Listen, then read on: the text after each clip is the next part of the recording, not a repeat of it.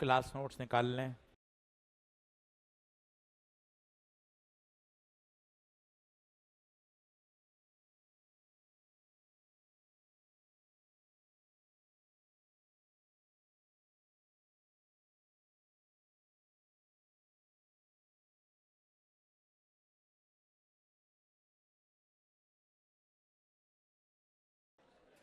चलें शुरू करें भाई। लिखें।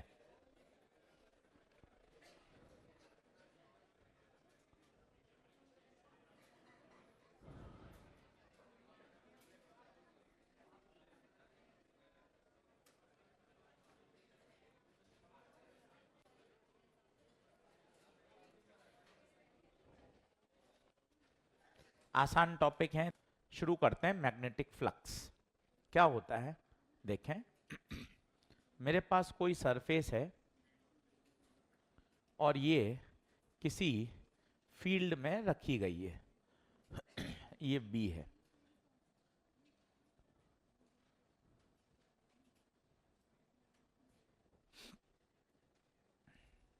ये फील्ड है। डायग्राम बनाना शुरू करें। आसान, कहीं कोई टेंशन नहीं आएगी। ये सरफेस रखा गया है।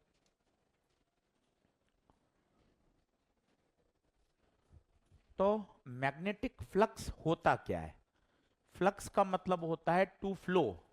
सबसे अच्छा आपको कैसे समझ में आएगा, पानी बह रहा है नदी में और आपने ये वाला एक लूप पानी के अंदर उतार दिया। अब मुझे आप बताइए, क्या पानी इसमें से आर पार क्रॉस हो रहा है? आर पार क्रॉस हो जाएगा। अगर ऐसे रखूंगा तो इसमें से गुजरने वाला पानी मिनिमम हो जाएगा। ऐसे रखूंगा तो मैक्सिमम पानी पास होगा। और अगर ऐसे रखूंगा तो थोड़ा कम होगा। इसका मतलब फ्लो इस बात पे डिपेंड करता है कि आप जो लूप रख रहे हो उसका ओरिएंटेशन क्या है। तो इसको सही करने के लिए हमारे वैज्ञानिकों ने एक टर्म बनाई जिसे कहा गया एरिया वेक्टर, जो क्या बताएगा ओरिएंटेशन। ये हमेशा नॉर्मल टू द प्लेन होगा। हमेशा कहां होगा? Normal to the plane. जैसे ये वाला सोच के बताइए, रिंग कैसे रखी गई है? ऐसे। तो बताएंगे इसका एरिया वेक्टर कहां जाएगा? ऊपर। आशीष सर नीचे भी तो हो सकता था। बिल्कुल हो सकता था, पर हमेशा वो एंगल लिया जाएगा जब वो एंगल एक्यूट होगा। ये वाला एंगल देखिए कितना है, थीटा। अगर आप एरिया वेक्टर नीचे ले लेते तो वहां एंगल इससे क्या आता? ज्यादा आता। इसमें बताएंगे एरिया कहाँ आएगा। ये कैसे रखा है बताइए, फील करिए। ये ऐसे रखा है तो इसका एरिया वेक्टर कहाँ जाएगा? ऐसे। तो पहला पॉइंट आया, एरिया वेक्टर हमेशा क्या होता है? Normal to the plane. Diagram बनाना शुरू करिए।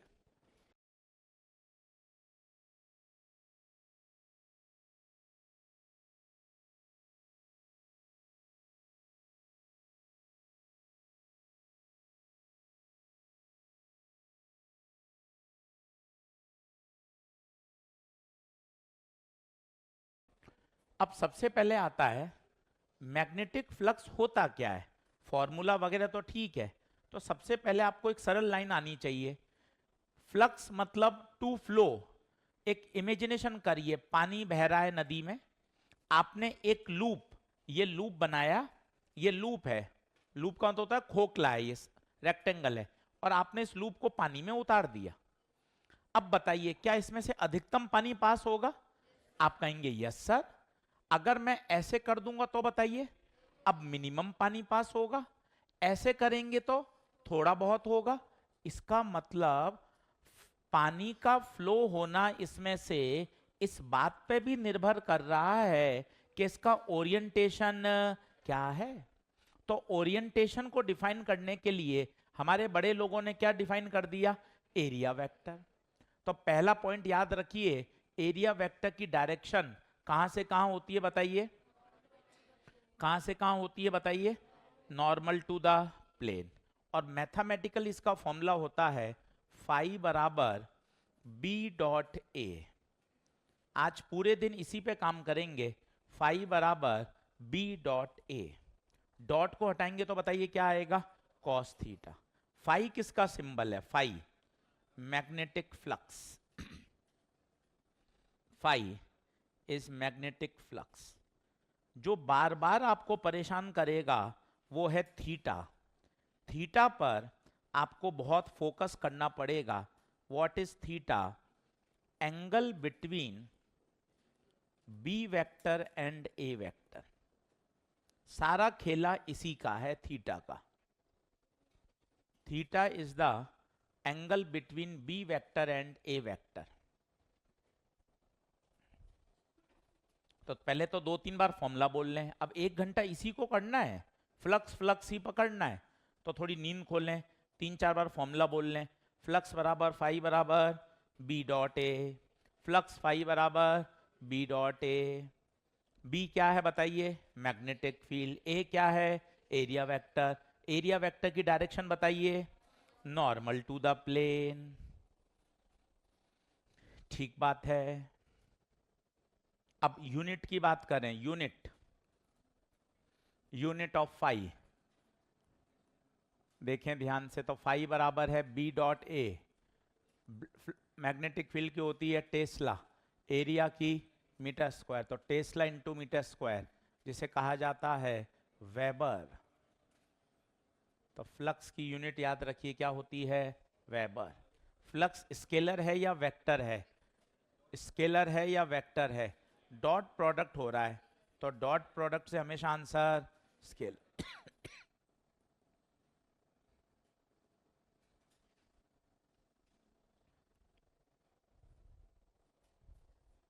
तो बता, फ्लक्स बराबर फाई बराबर 2-3 बार बोलो, बाई बराबर बी डॉट ए। सबसे इंपॉर्टेंट क्या है, थीटा। थीटा किसके बीच का एंगल है, बी और ए। अब ए क्या है वो देखते हैं। क्या स्लाइड चेंज कर दूं, देख लें। अब एरिया वेक्टर कैसे निकालें, तो 2 संभावना हो सकती हैं। या आपके पास क्लोज लूप हो। सर ये क्लोज लूप का मतलब क्या होता है, विच एनक्लोजेस वॉल्यूम, विच एनक्लोजेस वॉल्यूम। जैसे बताइए क्यूब, स्फीयर, सिलेंडर, इन्हें हम बोलते हैं 3 डायमेंशन, जिसके पास क्या है, वॉल्यूम। यहां एरिया वेक्टर की direction normal to the plane, normal to the plane and outwards होती है। ये सब कन्वेंशन है, जैसे समझना पड़ेगा, थोड़ा सा नींद खोलनी पड़ेगी।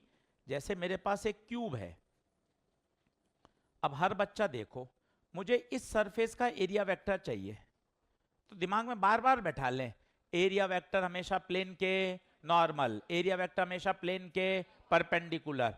अब चूंकि ये 3 डायमेंशन है, तो बताओ एरिया ऊपर भी हो सकता है और नीचे भी, पर क्या लिखा हुआ है, बताओ कहां होगा, ईमानदारी से।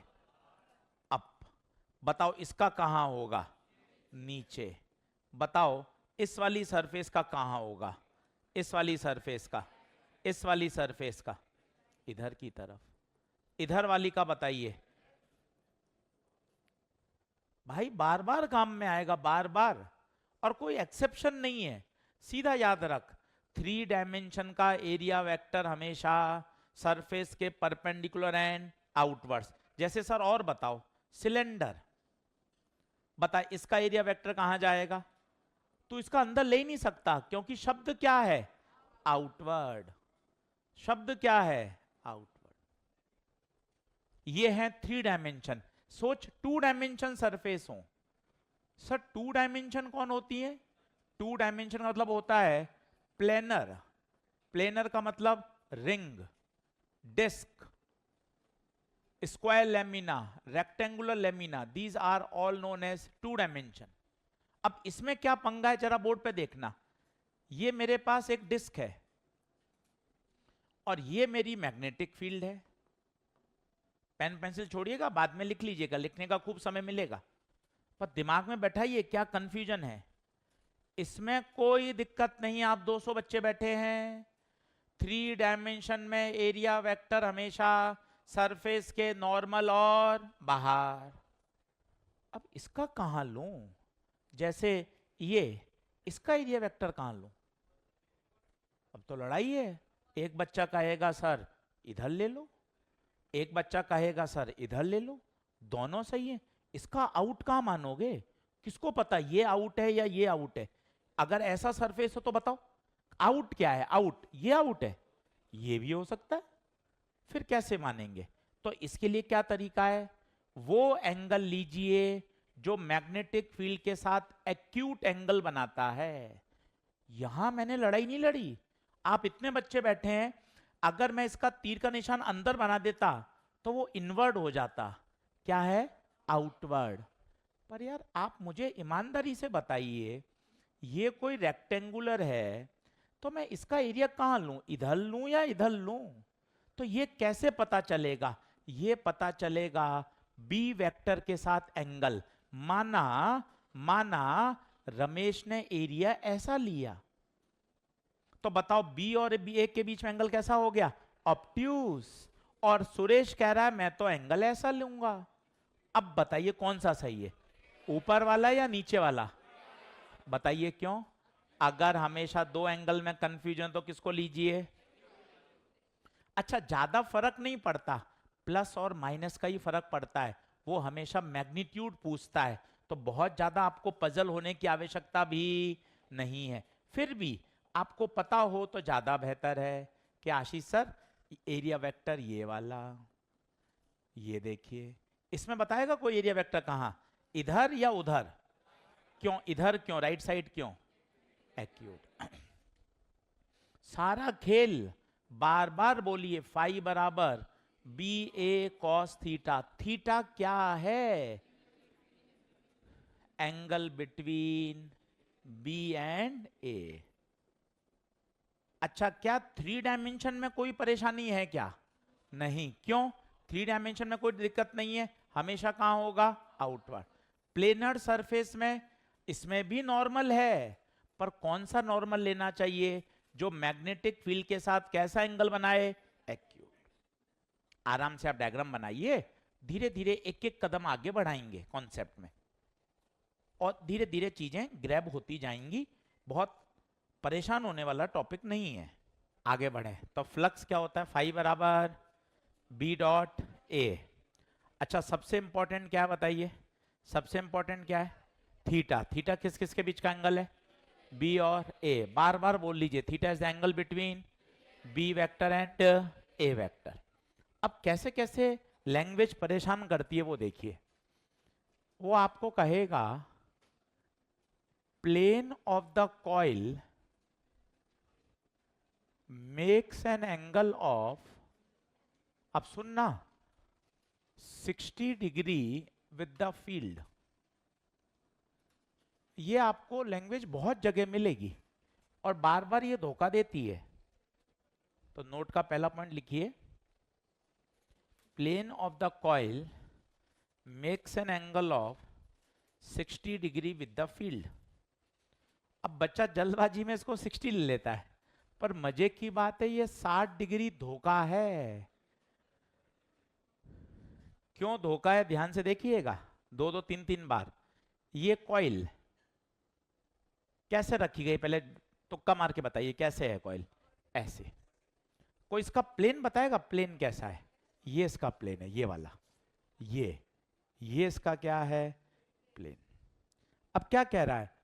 Plane of the coil, plane of the coil makes an angle of 60 degree with the field. बच्चा जल्दबाजी में 60 लेके सवाल कर लेता है, 60 गलत है। 6 बार बोलिए, फ्लक्स निकालते समय मुझे कुछ नहीं चाहिए, मुझे तो चाहिए एंगल बिटवीन बी एंड। इसका एरिया कहां है बताइए? इसका एरिया कहां है बताइए? इसका एरिया बाहर। अब बताइए बी और ए के बीच का एंगल, तो 60 नहीं, न्यूमेरिकल किससे सॉल्व होगा? 30 से। भाई ये 4 से 5 बार मिल जाएगा तुझे नीट और जेई मेन में। प्लेन का एंगल धोखा है, उसको हमेशा 90 में से घटा दो। अगर वो कह रहा है प्लेन के साथ अल्फा एंगल बना रहा है, तो तुझे अल्फा नहीं कौन सा लेना चाहिए, 90 माइनस अल्फा। दिमाग में बैठा लो, 2 मिनट का यहां पर चीजों को समझने के लिए तसल्ली से देख लो।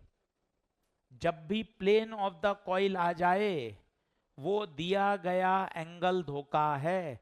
पहला ही सवाल देख जो मैंने बनाया है क्लासरूम इलस्ट्रेशन में, उसने कहा है plane of the coil makes 30 degree. भैया वो 30 डिग्री धोखा है, उसको 90 में से घटाओ, कितना आएगा, 60। बहुत जबरदस्त पॉइंट। मैक्सिमम बच्चा ये सवाल गलत करके आता है, इसलिए हंसना बात करना बंद करिए, फोकस करिए, बार बार वाक्य बोलिए। जब भी प्लेन ऑफ द कॉइल शब्द आ जाए, दिया गया एंगल धोखा है, इससे आपको बच के रहना चाहिए। दूसरी लैंग्वेज ये बड़ी जबरदस्त है, वो कहता है normal to the plane makes an angle of 60 degree with field. अब बताइए क्या ये भी धोखा है क्या? पहले आप नोट कर लें, हाँ जी ऑनलाइन वाले बच्चों, अगर प्लेन ऑफ द कॉइल शब्द आए तो दिया गया एंगल धोखा है, आपको वो एंगल काम में नहीं लेना है, उसको हमेशा 90 में से घटा के काम में लो, हमेशा 90 में से घटा के काम में लो। अब ये देखोगे आप क्या कह रहा है, normal to the plane. Diagram बनाइए, फील करिए, ये प्ले कॉइल, एक एक स्टेप, ये बताइए कौन, प्लेन कॉइल का, बहुत बढ़िया। ये बताइए कौन, नॉर्मल टू द प्लेन। और बताइए ये मैग्नेटिक फील्ड के साथ 60 डिग्री बना रहा है। क्या ये सही है या धोखा है? क्यों सही है बता? अरे जो एरिया वेक्टर है वो भी तो नॉर्मल टू द प्लेन ही होता है, जो एरिया वेक्टर है वो भी तो नॉर्मल टू द प्लेन ही होता है। इसका मतलब दिया गया एंगल बिल्कुल सही है, 60 डिग्री। ओके, कोई टेंशन नहीं है। दोनों शब्दों को देख लो, 2026 में आपको परेशान नहीं करें ये, दिमाग में बैठा लीजिए। 1 मिनट ज्यादा लगाने में कोई शर्म नहीं है। प्लेन शब्द आ जाए तो धोखा है, नॉर्मल टू द प्लेन आए ओके, क्योंकि नॉर्मल टू द प्लेन अपने आप क्या बन गया, एरिया वेक्टर। अभी तीसरी लाइन और बताता हूं, वो भी कंफ्यूजिंग है, उसके बाद प्रश्न करने का मजा आएगा। बोल क्या आगे बढ़ूं क्या? तीसरी लैंग्वेज देख और जबरदस्त, एक्सिस ऑफ द कॉइल, ये भी तगड़ा है, makes an angle of 60 degree with the field. अब बता क्या धोखा है या सही है? ये सारी लैंग्वेज मिलेंगी अभी तुझे, फिर तेरे तोते उड़े उससे बढ़िया भी समझ ले। चलो सर एक बार प्यार से समझाओ सर, आजा, पेन पेंसिल छोड़ बोर्ड पे देख, ये बोल कॉइल, सर धीरे धीरे चलो, ये बोल प्लेन, ये क्या है, कॉइल की एक्सिस। गुरुजी आपको कैसे पता है कॉइल की एक्सिस है? यार तू कैसी बात करता है, बायो सावर्ट लॉ में थर्ड एप्लीकेशन नहीं याद है, रिंग के एक्सिस पर मैग्नेटिक फील्ड, तो ये क्या कहलाती है, एक्सिस। अब पढ़ धीरे धीरे, axis of the coil makes an angle of 60 with field, ये रही फील्ड, ये रही एक्सिस। अब बता क्या धोखा है या ओके है? क्यों ओके है बता? एरिया वेक्टर भी तो यहीं जाएगा, इसका मतलब 60 डिग्री ओके चलेगा, नो टेंशन, कोई धोखा नहीं है। तीसरी लाइन देख, चौथी, axis makes an angle of 60 degree with field. बता धोखा है या ओके है? ओके है। पहला शब्द पढ़, हंसते हुए, चेहरे पर स्माइल चाहिए, परेशान नहीं होना है, चेहरे पे स्माइल। क्या कह रहा है? तीसरी लाइन पढ़, प्लेन इंक्लाइन 30 डिग्री।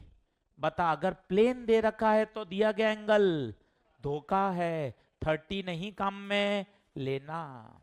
बता क्या ये बात ओके है? और सीख, अगर कोई कॉइल XY प्लेन में है तो बता एरिया वेक्टर कहां होगा? सोच के बता। चौथा पॉइंट लिख। ये नोट्स नहीं है, ये रिजल्ट ओरिएंटेड कॉन्सेप्ट है, एग्जाम रेडी कॉन्सेप्ट। सीधे कॉन्सेप्ट पढ़ के आप सवाल हिट करो। अब बता XY प्लेन है तो एरिया वेक्टर बता कहां होगा? एरिया वेक्टर कहां होगा? हमेशा प्लेन के परपेंडिकुलर। तो XY एक्सिस के परपेंडिकुलर कौन? Z axis. Z एक्सिस बोले तो केक है। सोच अगर कॉइल, अब आप बताना, YZ प्लेन में है तो क्या होगा? कॉइल YZ प्लेन में तो कहां होगा? कहां होगा एरिया वेक्टर? X axis.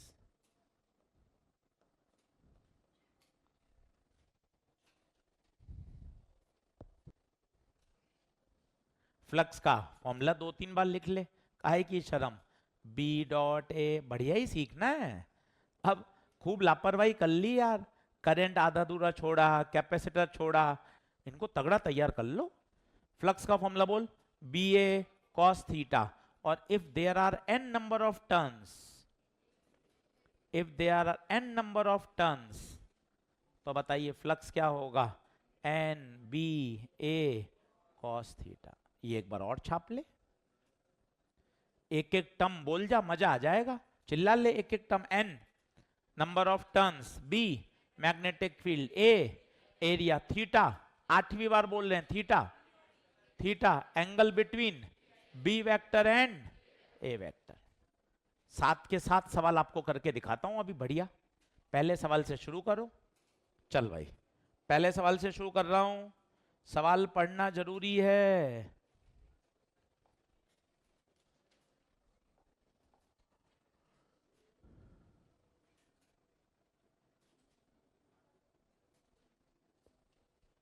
पहला क्वेश्चन, गिवन लिखो। अगर आपको डराता है ना सब्जेक्ट, गिवन लिखो, फॉर्मूला लगाओ अच्छी तरीके से। अभी अपलोड हो जाएगी भैया, ऑनलाइन वाले बच्चे जैसे ही आईटी टीम आएगी उनको बोल दिया 10 बजे अपलोड कर देंगे। पहला सवाल बताइए, रेक्टेंगुलर लूप ऑफ एरिया इतना, place in a magnetic field, plane 30 degree. कोई बताएगा धोखा है या ओके है? धोखा है। प्लेन 30 बना रहा है, धोखा। तो बताओ एंगल कैसे निकालेंगे? 90 में से घटा दो, तो बताओ कितना काम में लोगे? 60। अब बताओ फ्लक्स का फॉर्मूला, फाई बराबर N B A cos theta. अगर नंबर ऑफ टर्न नहीं दे रखे तो बताओ कितना लेंगे? 1। निपटा दो, पूरा पूरा आंसर मिलाओ, आधा अधूरा मत छोड़ो। हो जाएगा, कर लेंगे, अब तो हो जाएगा ना। एकमात्र अप्रोच पूरा करना है। हाँ जी, पहला आंसर आया क्या? कितना आ रहा है बता? 0.036। पक्का? ठीक है। दूसरा प्रश्न देखते ही आइडिया लग जाए। वेक्टर फॉर्म है तो क्या लगाना पड़ेगा? B dot A. अगर तूने बी ए कॉस थीटा लगा दिया तो परेशान हो जाएगा। हर तरह का सवाल है, ये धीरे धीरे प्रैक्टिस से समझ में आ जाता है। क्या आशीष सर यहां बी ए कॉस थीटा नहीं लगाऊंगा, बी डॉट ए लगाऊंगा। अब डॉट प्रोडक्ट बहुत पुराना, रिवीजन हो जाए तो मजा आ जाए। आई को आई से, जे को जे से, के को के से। अब बताओ जे को जे से, तो 0.3 इंटू 5 1.5 वेबर।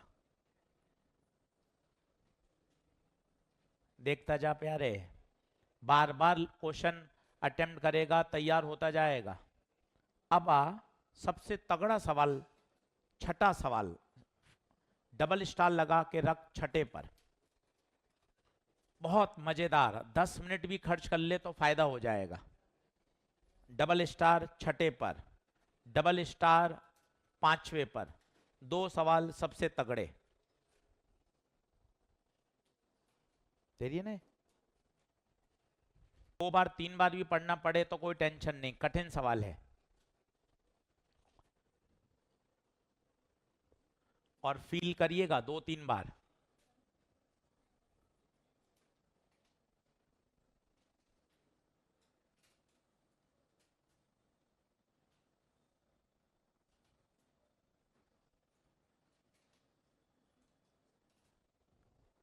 देखें, धीरे धीरे समझिए। आज का ये क्वेश्चन ऑफ द डे है, छठा और पांचवा। A solenoid 4 centimetre in diameter. बताइए, सोलेनॉइड का डायमीटर 4, तो बताइए रेडियस कितनी हुई? 2।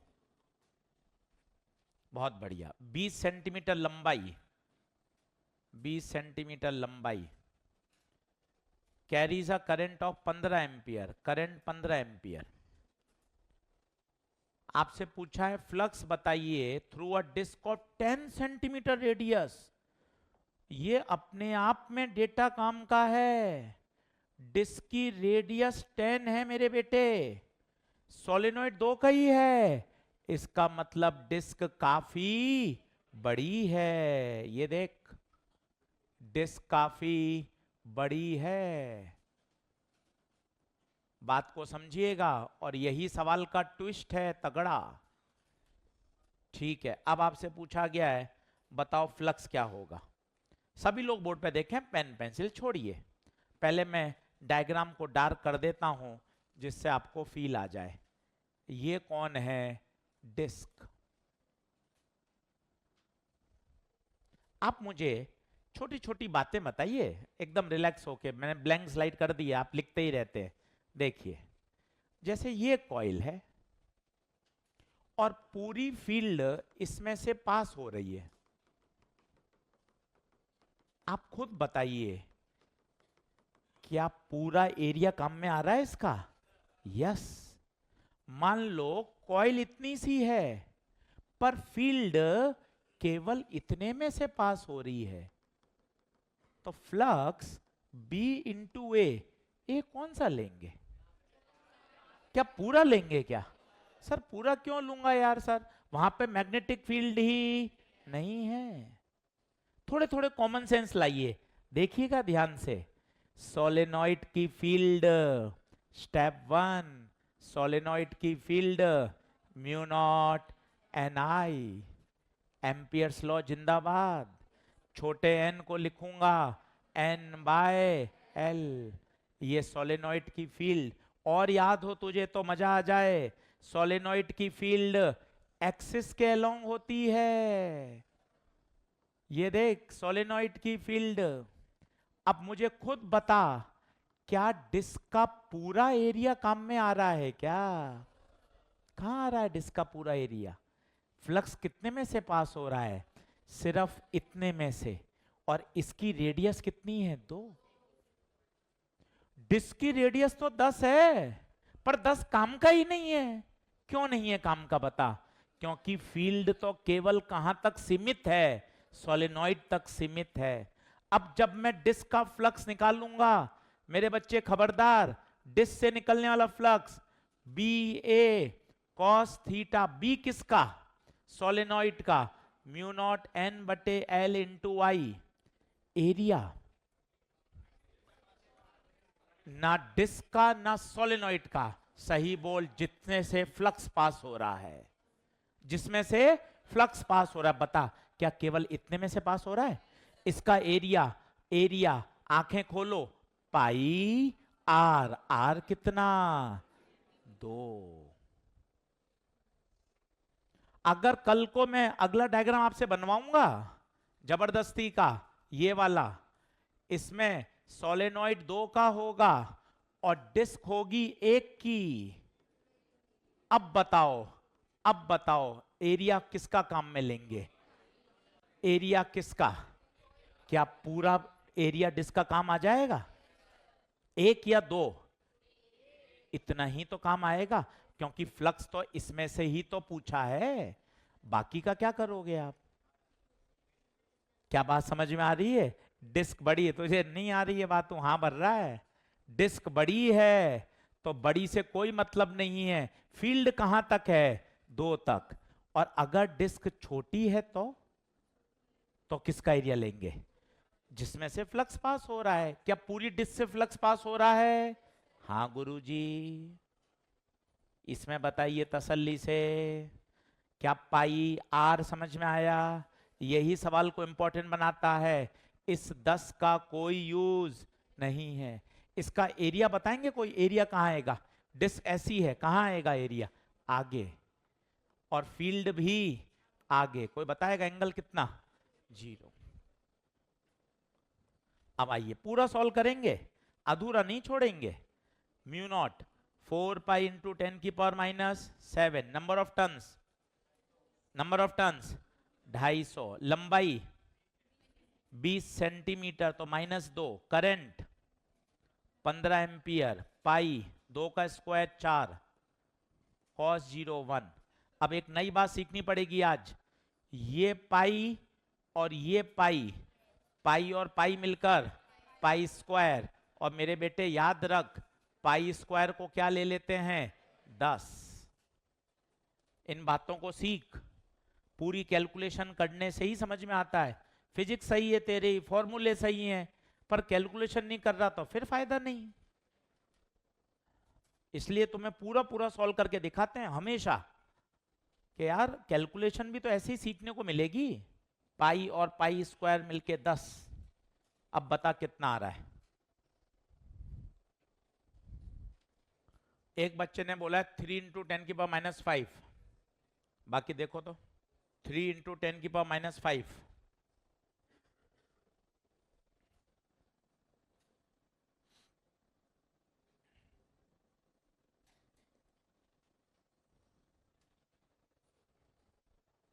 अच्छा प्रश्न लगा भैया मुझे। आप तसल्ली से देखिए, डिस्क बहुत बड़ी का कोई यूज ही नहीं है। चुंबकीय क्षेत्र बोले तो मैग्नेटिक फील्ड कहां तक सीमित है? सोलेनॉइड तक। तो भैया जहां तक मैग्नेटिक फील्ड है वही काम में लेंगे। 7वां सवाल देखो। 7वां खुद कर सकते हैं। 7वां खुद करिए। बताइए, एक्सिस दे रखा है तो एक्सिस के साथ एंगल सही है या धोखा है? सही है या धोखा है? सही है। एक्सिस के साथ 60 डिग्री ओके है। फ्लक्स का formula N B A cos theta. N बताइए, एन एन एन कुछ नहीं दे रखा, 1। मैग्नेटिक फील्ड 1/पाई। Area pi r square cos 60 1/2। भैया क्या मस्त कैलकुलेशन दी है। इसे बोलते हैं लविंग कैलकुलेशन। क्या नाम है इसका? Loving calculation. लविंग क्यों? कुछ करना ही नहीं पड़ा, भाई ने वैल्यू ऐसी सेट करी है कि पूरी सॉल्व हो रही है। तो 0.2 इंटू 0.2 बटे 1/2, ये भी कैंसिल हो रहा है। तो बताओ कितना आंसर? 0.02 वेबर। बोले तो 2 इंटू 10 की पावर -2 वेबर।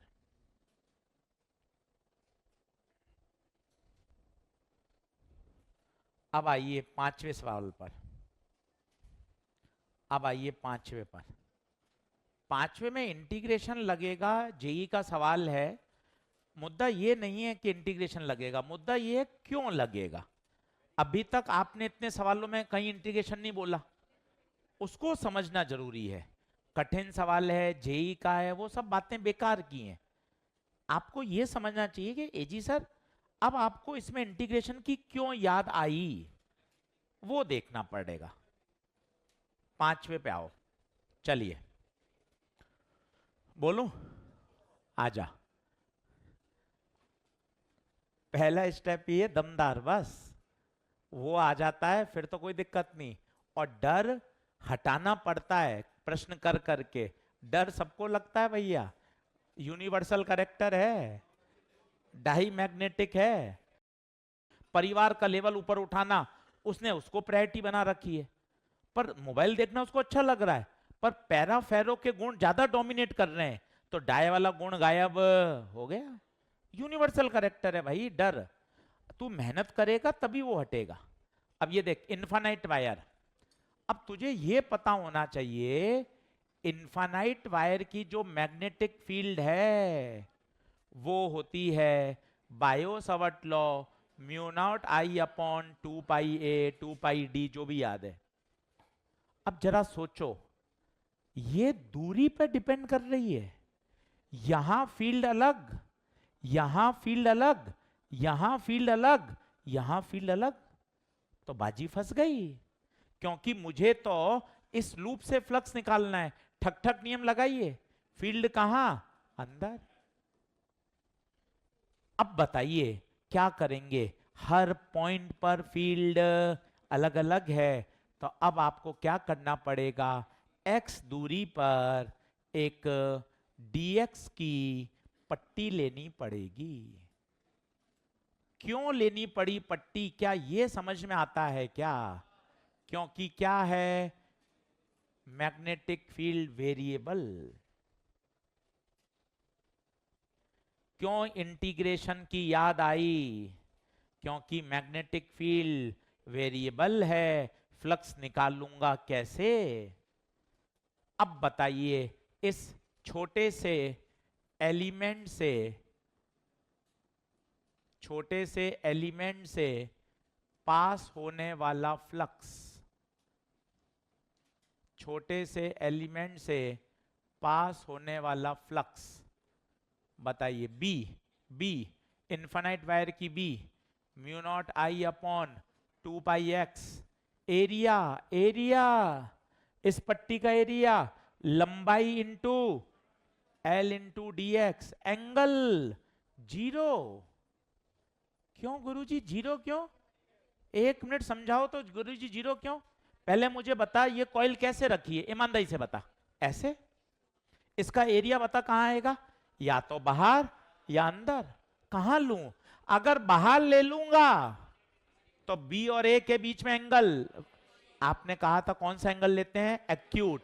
अब कहां लूंगा? अंदर। तो एरिया अंदर, बी भी अंदर, थीटा कितना? जीरो। कुछ किताबों में 180 भी है, तो चिंता मत करिएगा, दोनों सही हैं। पर हमें क्या लेना चाहिए? मैग्नीट्यूड की बात कर ली जाएगी। अब बताइए इंटीग्रेशन कहां से कहां होगा? एनीवन। ये पट्टी यहां हो सकती है, ये पट्टी यहां हो सकती है, दूरी a। ये पट्टी यहां हो सकती है, a प्लस एल। खत्म। बस पहला ही स्टेप जानलेवा होता है, उसके बाद कोई दिक्कत नहीं है। साइकिल एक बार बैलेंस बनाना पड़ता है, उसके बाद चलाना आसान है। उड़ती हुई पतंग दे दे तो आप आराम से उड़ा लेते हो, पतंग उड़ाना ही कठिन है।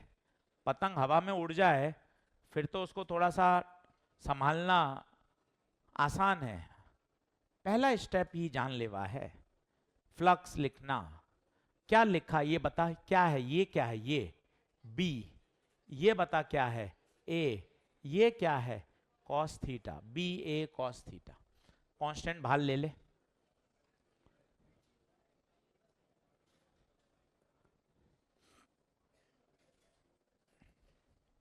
तो बता, म्यू नॉट आई एल बटे 2 पाई 1/x का log x।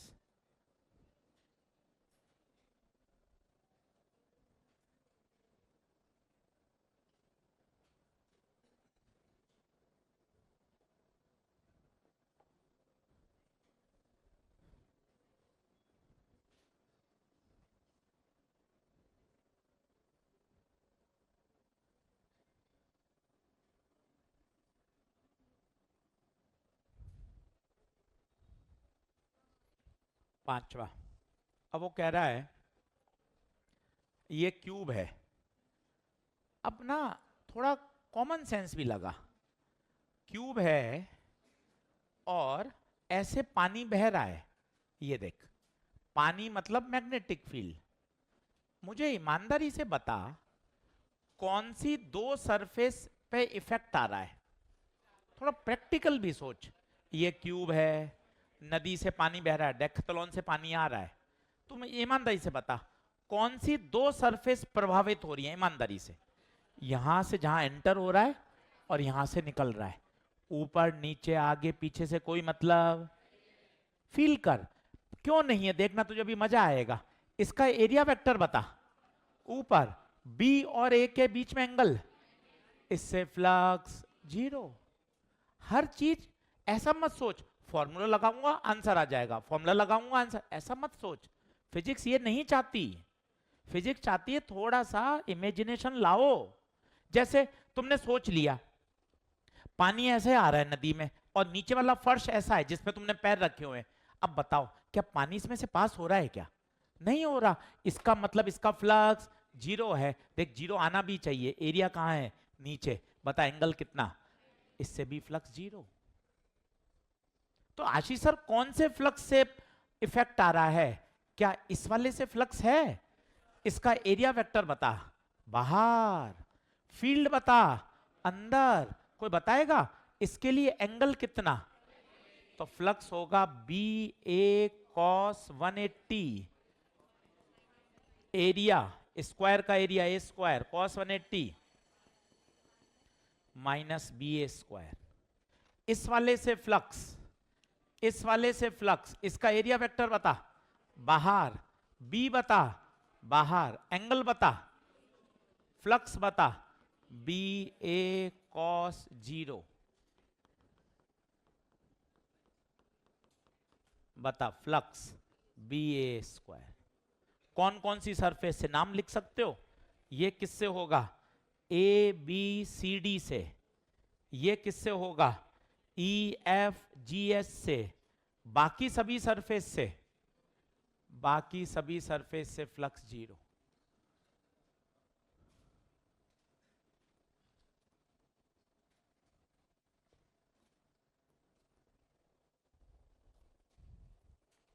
सही है। आज नया चैप्टर शुरू कर दिया है, अच्छे से पढ़िए, नया चैप्टर है, अच्छे से तैयारी करिए। चलिए धन्यवाद।